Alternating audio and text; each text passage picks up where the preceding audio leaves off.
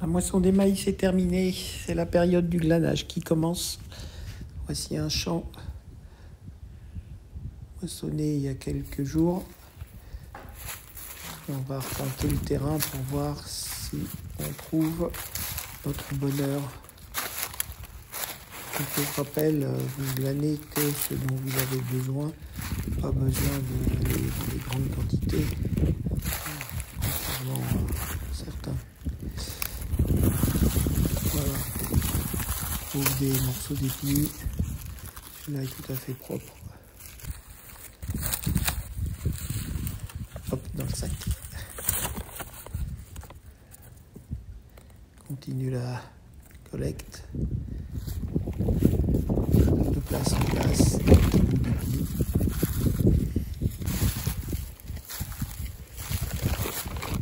Encore un. Il est un petit peu. Ça ira bien pour les poules. Des petits bouts par-ci par-là. Un petit peu terreux. On va le laver. Voilà encore. Bon, il y a des grains qui sont tombés. Ça sera pour les oiseaux. Alors là, ça commence à devenir intéressant. Des épis complets.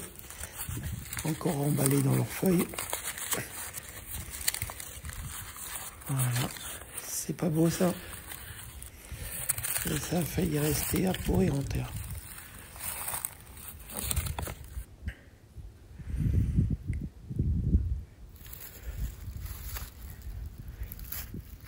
Voilà encore un.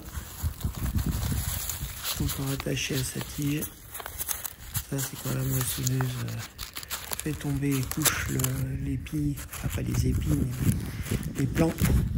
Tous les épis se retrouvent couchés au sol. Voilà, en voilà un magnifique plant couché au sol. Même les oiseaux n'ont pas essayé de le picorer puisqu'il y a encore les fans par-dessus. 2, 3,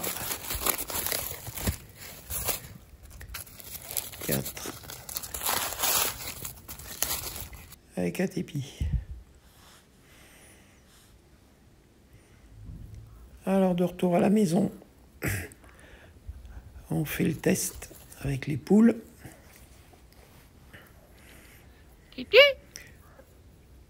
Alors là, on est dans l'inconnu, c'est la première fois qu'elle voit un épi de maïs.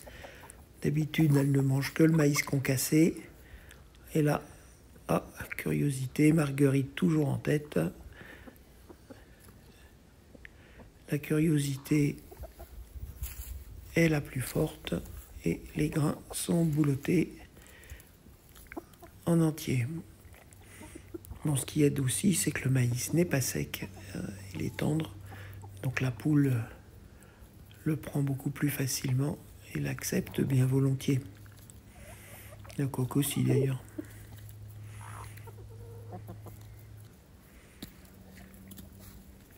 Allez, quelques petits bouts en supplément. Ça évitera que tout le monde se batte. Bon, enfin, c'est pas la cohue non plus.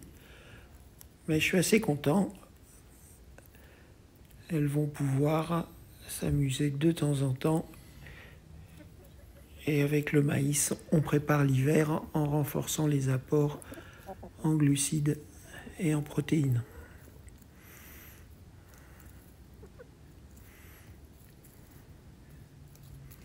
Allez, vas-y mon beau.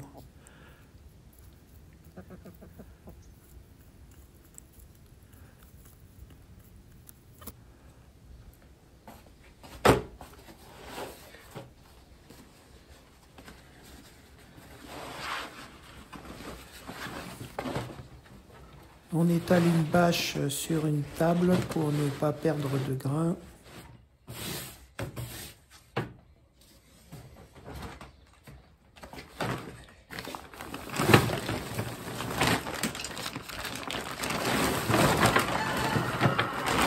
Voilà, oh, tout en vrac.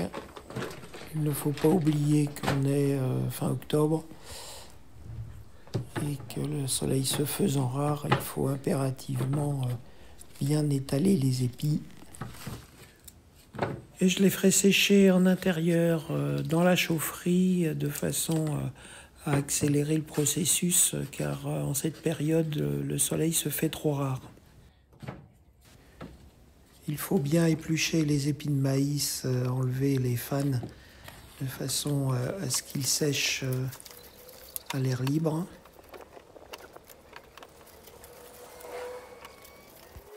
Donc là pour l'instant je les mets en tas, le temps de faire le tri.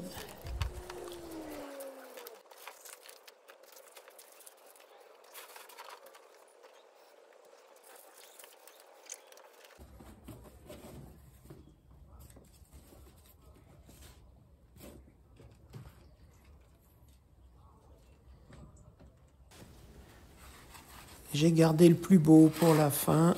Regardez, on épluche. On réunit les feuilles, on casse en tournant. Regardez, c'est pas beau ça. Alors si on fait le point, le plus gros de la récolte, ce sont des épis propres et nets. Quelques morceaux terreux seront à laver, c'est pas grave. Voilà, le plus gros de la récolte, de beaux épis, et puis des grains séparés que l'on donnera directement aux poules. Elles feront le tri elles-mêmes, c'est pas bien grave. D'habitude, je donne à manger en bassine, mais là, comme c'est dans l'herbe, un petit plaisir à grappiller par terre, ça fait toujours plaisir. Alors les fans, eh bien comme rien ne se perd et rien ne se crée, je vais de ce pas chercher la brouette et on va tout charger pour l'emmener au fond du jardin. En route, c'est parti.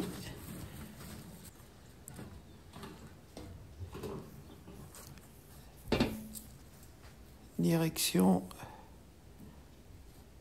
le bac à compost.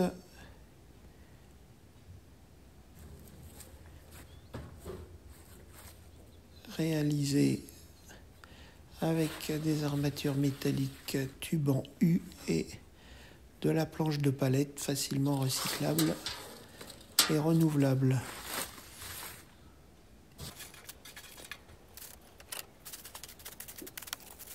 On enfouit tout ça dans le compost déjà existant de façon à accélérer en superficie la décomposition.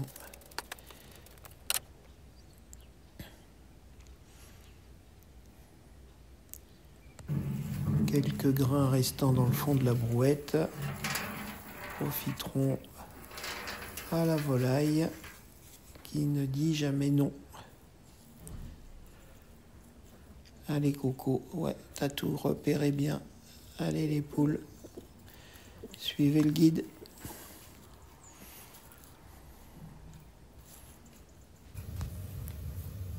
Voilà, j'ai étalé tous les épis de maïs dans la chaufferie de façon à ce qu'ils sèchent plus rapidement et ne moisissent pas, afin d'en faire profiter les poules une partie de l'hiver. Titi!